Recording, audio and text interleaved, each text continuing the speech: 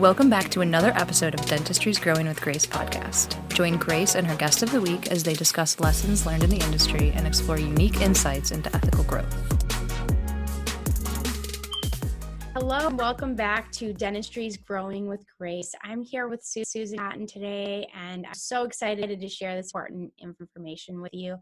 Hi, Susan. Hi, Grace. How are you? I'm good. Very, very good. So tell me and tell our audience a little bit about who you are and what you do. I'm a registered dental hygienist in Colorado, and I'm also an oral-facial myofunctional therapist. But my main focus is my oral cancer consulting business.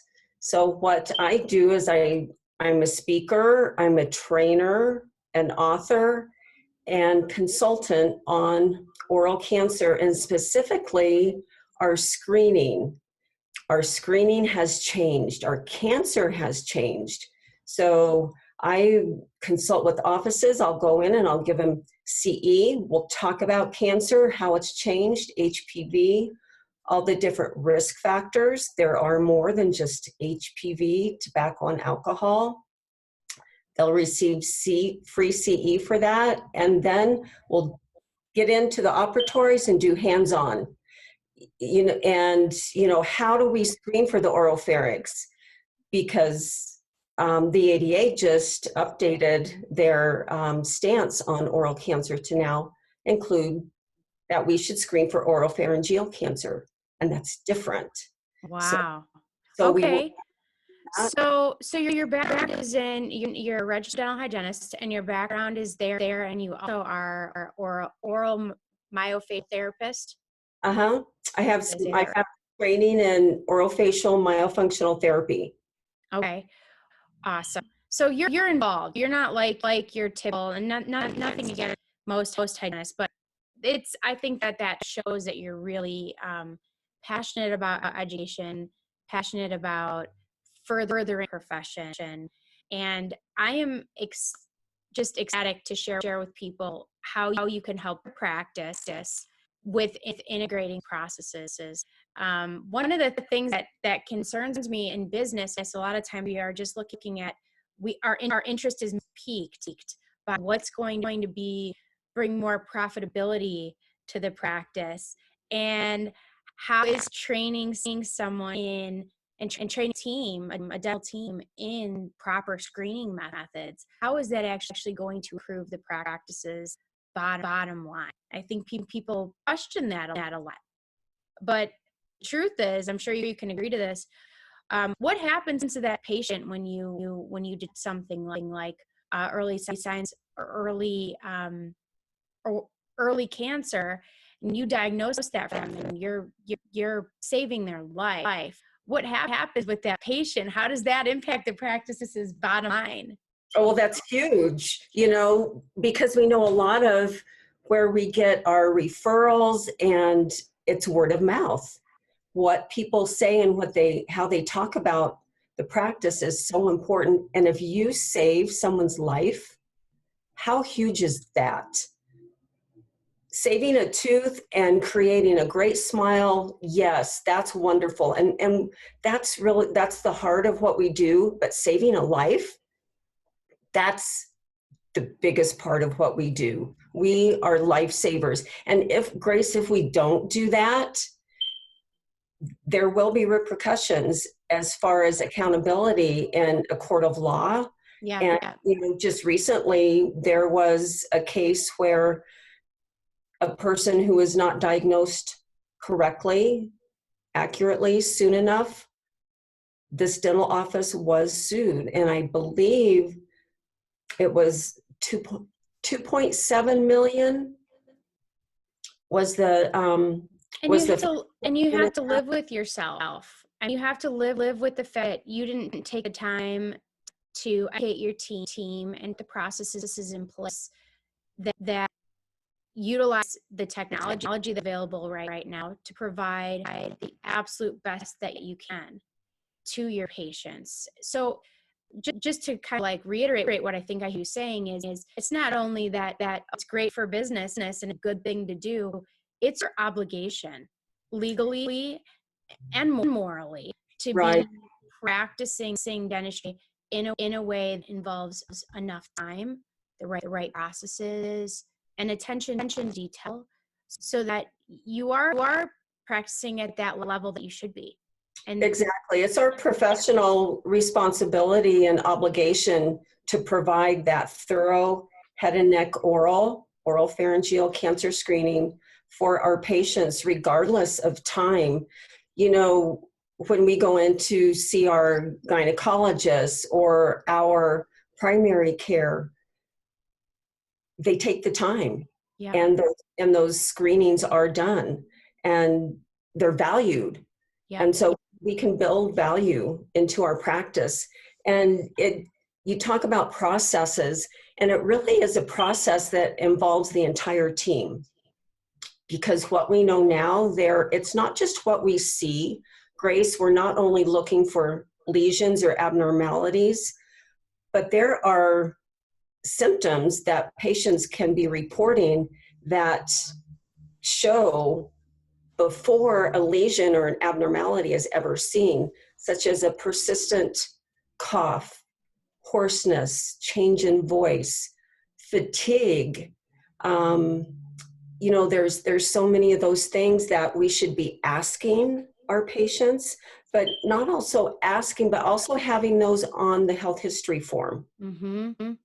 And, you know, I believe the front office and the assistants are so important in this process, not just the dental hygienist and the dentist.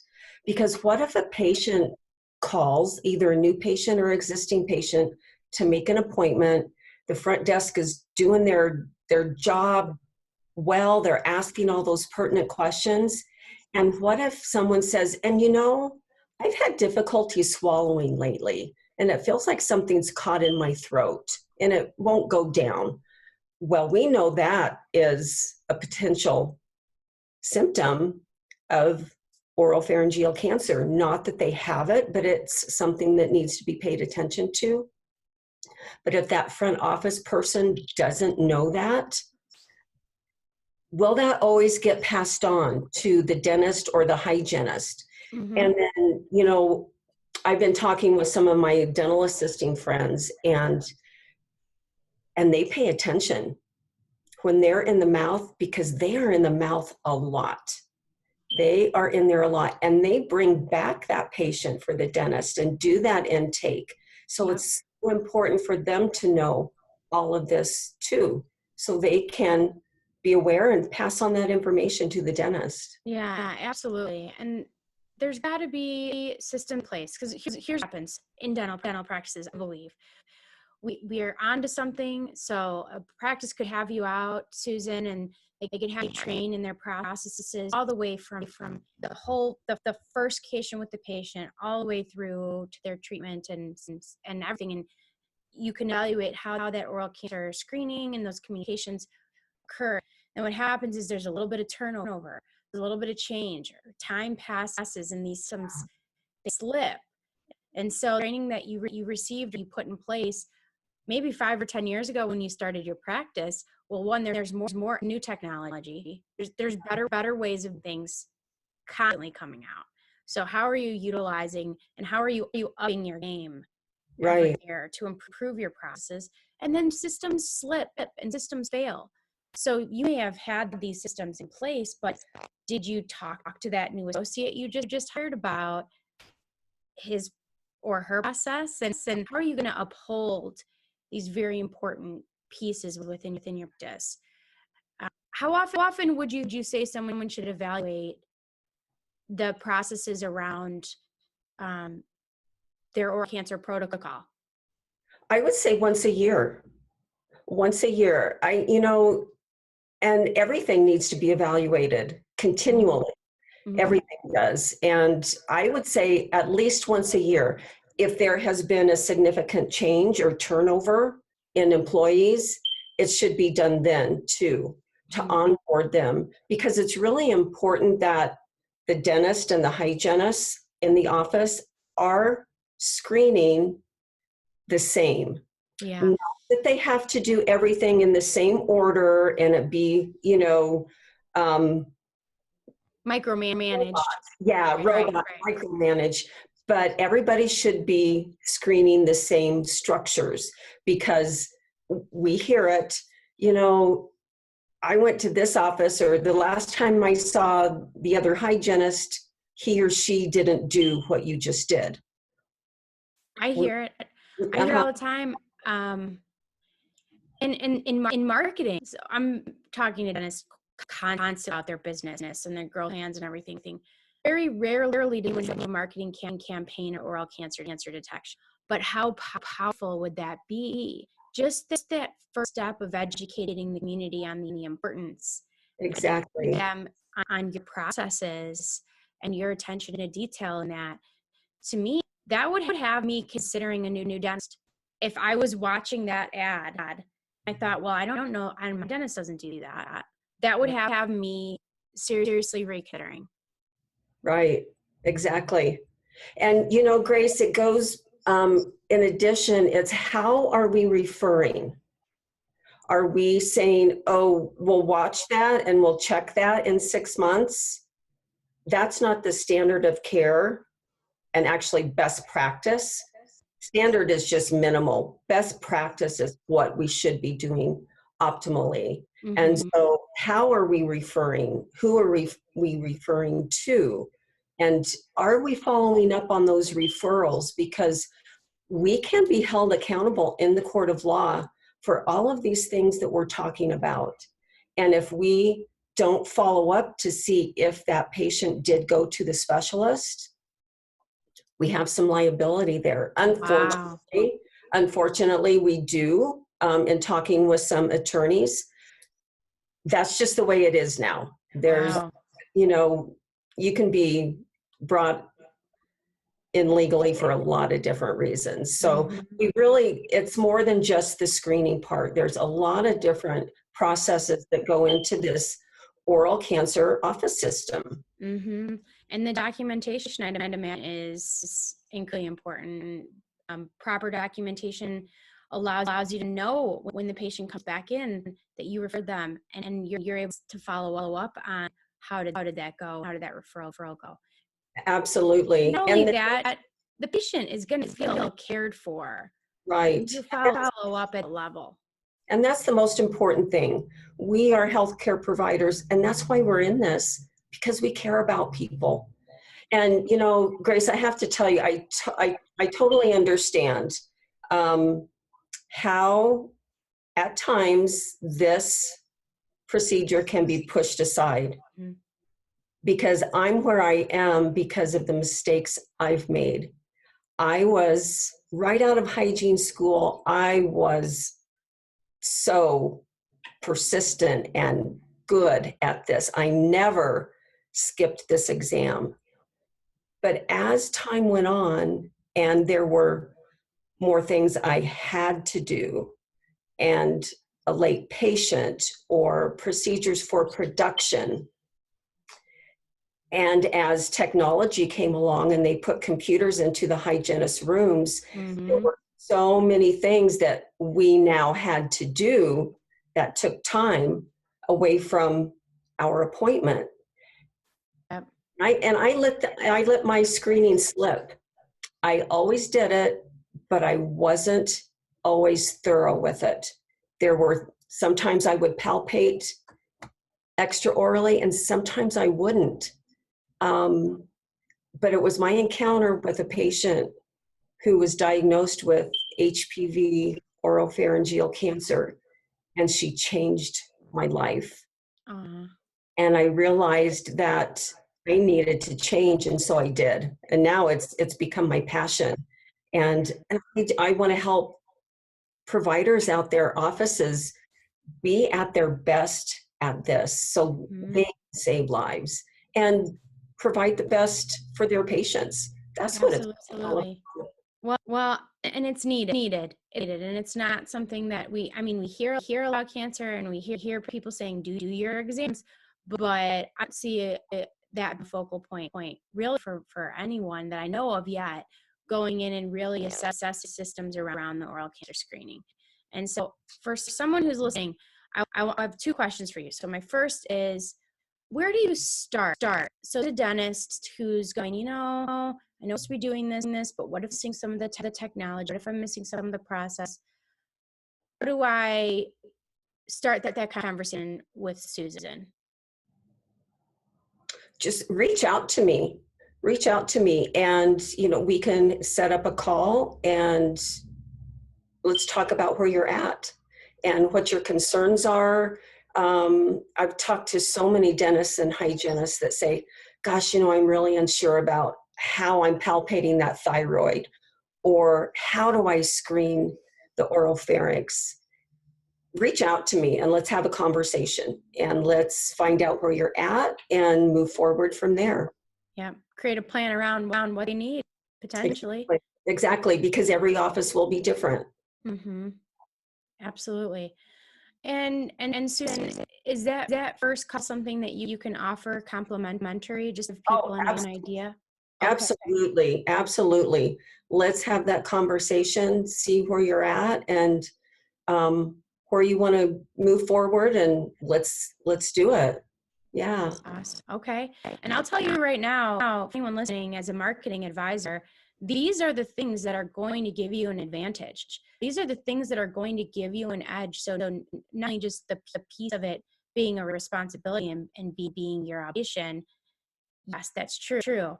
But you can take these things and you can take training that Susan brings to your team, and you can market that, and that can have a powerful impact on your community, because marketing starts with education. And part of this process is educating your community on the importance of oral, the importance of oral cancer screenings. And when you put this all together, you're saving lives. So Great. And one thing as far as marketing also is, for the last 10 years, I have done free oral cancer exams at local health fairs, community fairs, and I now am the organizer for the free oral cancer screenings at the Denver Broncos Health and Wellness Expo. Wow. And this is one thing that offices can use as a marketing tool at their local town 4th of July fair or whatever. And there was an office, several offices that I've helped set this up. I've done these screenings for years. I can help you with all the things that you need and you don't need. And it really is a great marketing tool. Absolutely. Out there in your community. You could do an in-office like free screening day. Yes. Where your team is screening, and that in and of itself can bring in a good number of new patients who now trust you because you're caring for whole health. Absolutely. That's one thing I did in my office. Is I did, on my day off, I would offer free screenings, and a great time to do it is April is coming up, and April is Oral Cancer Awareness Month, and great time to do it. And Grace, this cancer has reached epidemic numbers. Yeah. And we have to pay attention to that. We have to address that in our offices and serve our patients well. And you're marketing this too, the way to do it. I mean, you don't want to have your brand be all around doom and gloom. So you want to create your brand around exceptional care and saving lives and early detection saves lives. So we could definitely, together create something really fun that people can implement. So Susan, what's your contact information for someone here that's listening and they're ready? They're like, hey, my team needs this. We haven't done it in a while. How do you get in touch with you? Sure. They can reach me via email at oralcancerconsulting@gmail.com, or give me a call, 303-884-5639. And I also have a Facebook page. It's Susan Cotton, RDH, Oral Cancer Consulting. Awesome. Absolutely. Reach out. Thank you. And thank you for all of you out there who listened to Dentistry Growing with Grace, either the video cast or the podcast. I am always a phone call away if you have any questions. You can find me on my Facebook group, Dental Marketing with Grace, and I hope you all have a great day. Thank you, Susan. Thank you, Grace.